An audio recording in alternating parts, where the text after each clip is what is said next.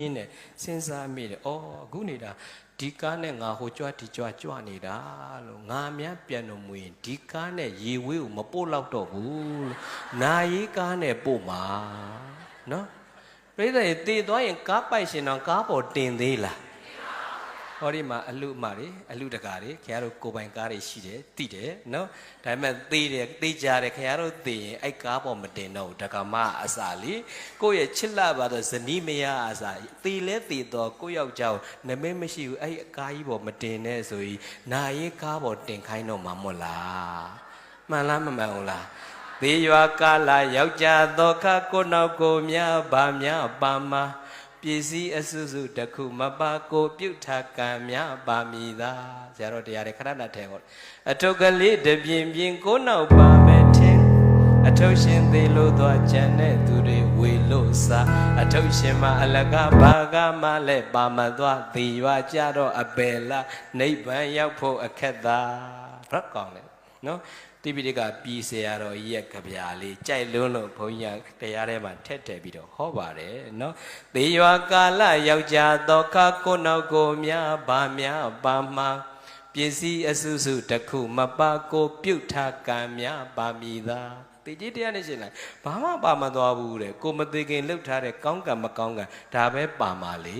မှန်လားမမှန်ဘူးလားအထုပ်ကလေးတပြင်းပြင်းကိုနောက်ပါမယ်ထင်ထုတ်တွေပြင်းတယ်လေမပြင်းဘူးလား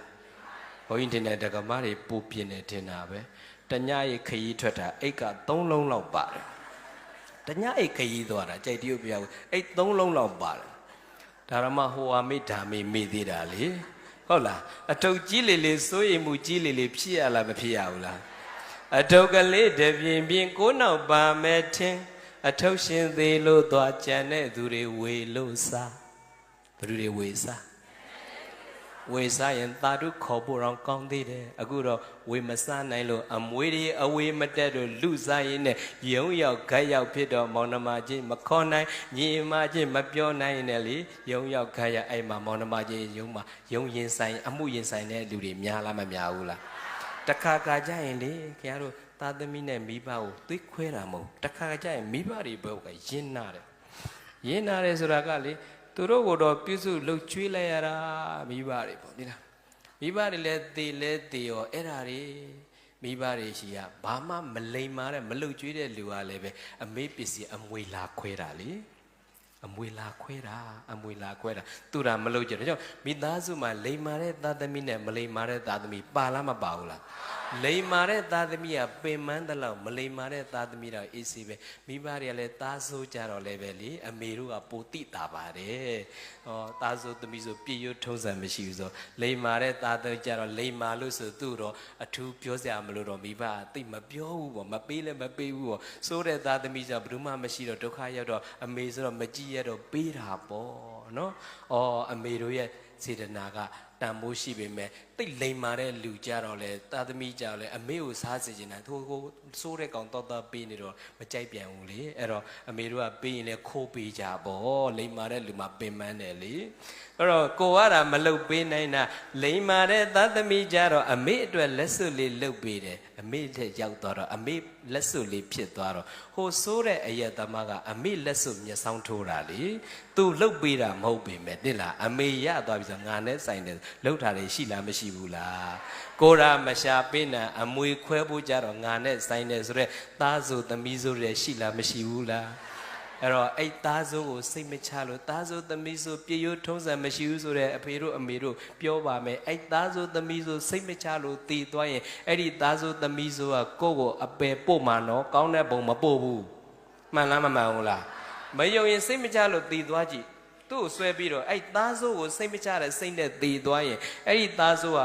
ကောင်းတဲ့ဘုံပို့မလားမကောင်းတဲ့ဘုံပို့မှာပိတ်တာသွားဖြစ်မှာဆွဲသွားမှာကဲ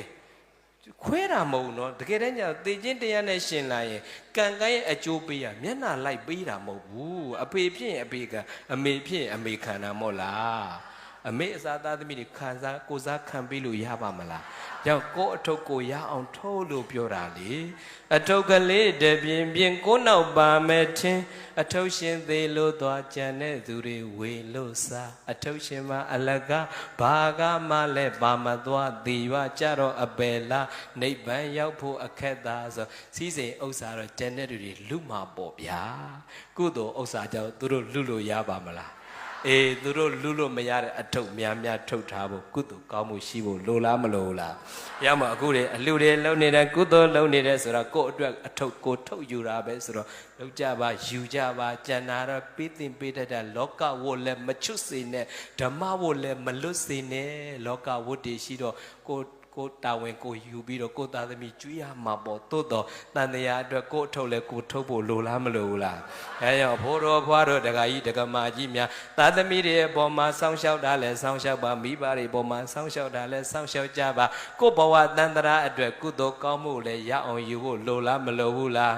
ဒါနလေးတွေယူရမယ်သီလကုသိုလ်လည်းယူရမယ်ဘာဝနာကုသိုလ်လည်းယူရမယ်ကုသိုလ်အထုပ်များများထုတ်ရင်ဘဝအတွက်သိက္ခာတည်ရဲ့အခါမှာလည်းစိတ်ချလို့တန်ត្រာမှာလည်းစိတ်ချနိဗ္ဗာန်ထိတော်စိတ်ချရတာဖြစ်တဲ့တော့ကုသိုလ်ကောင်းမှုကိုရတလောက်ယူဖို့လိုတယ်ဒါလေးပြောချင်တာနော်ဒါနကုသိုလ်ကတော့များပါတယ်ဒါနလုပ်တဲ့လူတွေရှိပါတယ်ဒါနဗမာလူမျိုးကဒါနလုပ်တာဝါသနာပါတယ်လေဒါနအတွက်ကအထူးပြောစမ်းမလို့ပြောအောင်မှသီလပဲ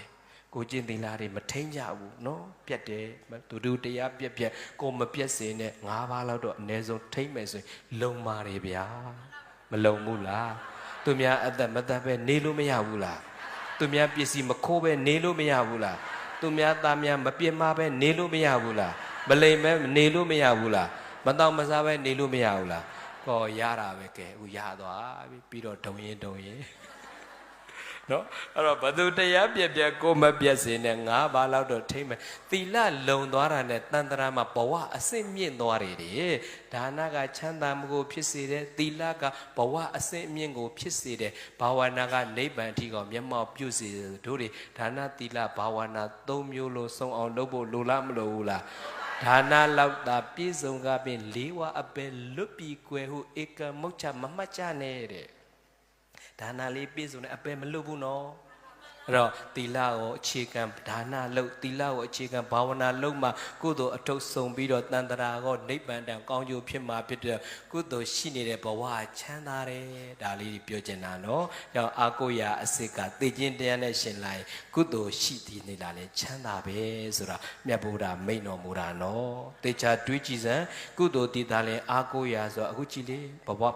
ဗမာပြည်မှာတို့တွေမြန်မာနိုင်ငံမှာကပ်ပေါင်းအစုံဆိုင်တဲ့တိုင်းပြည်ဒီတိုင်းပြည်မှန်လားယောဂန္တရကယောဂနဲ့စိုက်ပြီးသွားပြီတတ္တန္တရကစစ်ပွဲတွေလည်းဖြစ်နေတာပြည်တွင်နော်ဒုပိကန္တရကယောဂတွေဖြစ်တဲ့စစ်ပွဲတွေဖြစ်တော့ငတ်မုတ်ခေါင်းပါခြင်းကတ်တွေလည်းပါလားမပါဘူးလားအော်ဒီတိုင်းပြည်ကတ်၃ကတ်တပြိုင်နဲ့စိုက်နေလားမစိုက်ဘူးလားကတ်တွေစိုက်လိုက်တာမကျင်နဲ့ရင်တခြားအပိုကတ်တွေထပ်စိုက်လိုက်ပါအောင်ဖုံးကတ်လေးတွေပါထပ်စိုက်လိုက်တော့တယ်လီနောကတ်ကတစ်မျိုးအော်ရီဒူကတ်ကတစ်မျိုး MPT ကတ်ကတစ်မျိုးမိုင်တက်ကတ်ကတစ်မျိုးအဲ့ဖုံးကတ်တွေကလည်းဒုက္ခပြီးတယ်လေမပေးဘူးလားဖုံးပွေဖို့ကရှစ်ခနဲ့ပါသွားတာဖုံးပွေဖို့မရှိတော့မဟုတ်တာလုတ်တယ်လीနော်ဟိုတော့ဖုံးတစ်လုံးပဲဆိုရင်ပြဿနာအခုကဖုံးပေါင်းပြောင်များစွာဆိုတော့အဲ့ကတ်တွေကလည်းဩဒိုးတွေကကတ်၃ကတ်အပြင်အပိုကတ်တွေပါစိုက်နေတဲ့အခါကျတော့ဒီတိုင်းပြည်ကလူတွေလောက်ဒုက္ခကြီးတာဘယ်ရှိအောင်မလဲမှန်လားမမှန်ဘူးလားအဲ့တော့ကတ်တွေကလည်းအစုံစိုက်တဲ့တိုင်းပြည်မှာကတ်စိုက်နေတဲ့ကာလာကြီးမှာထပ်မမိုက်ဖို့မှာကျင်ပါတယ်ဗျာကတ်စိုက်နေတာရင်ထပ်မရင်တော့ပိုဆိုးသွားမယ်မနော်ဟုတ်ရဲ့လားဒါကြောင့်ပြောချင်တာဘဝမှာအာကိုရာကကုသိုလ်ကလွဲပြီးအာကိုရာမရှိတဲ့အတွက်ကြောင့်သေခြင်းတရားနဲ့ရှင်လာတဲ့ကကုသိုလ်ကောင်းမှုလေးအာယုံပြုလို့ရနိုင်အောင်မသေးခင်တဲ့ကဒါနသီလဘာဝနာကုသိုလ်ဆုံးအောင်လှုပ်ခြင်းတည်တာလဲဘဝအတွက်ချမ်းသာအစစ်ပဲလို့မြတ်ဗုဒ္ဓကမိန့်တော်မူပါတယ်ဗျာဆိုကုသိုလ်ရှိတာဘဝမှာမန်စွာချမ်းသာ၏ကုသိုလ်ရှိတာဘဝမှာမန်စွာချမ်းသာ၏ ပုံညာကုသိုလ်ကောင်းမှုရှိခြင်းသည်ဇီဝေတာသင်္ကယမိသေခြင်းတရားနဲ့ရှင်တဲ့အခါမှာသေကာနိကာလမှာသေပြီးနောက်ဘဝမှာနိဗ္ဗာန်တိုင်အောင်ချမ်းသာဒုက္ခချမ်းဒုက္ခံချမ်းသာမှုကိုဖြစ်စေ၏ချမ်းသာနိုင်ပေ၏ရဲ့လို့ဘဂဝါဘုန်းတော်6ပါးသခင်ဘုရားရှင်ကိုယ်တော်မြတ်ကြီးသည်အဝေါစာကရုဏာရှိထပညာအဖြင့်ကောင်းစွာမသွေမိန်ကြတော်မူခဲ့ပါပေတည်း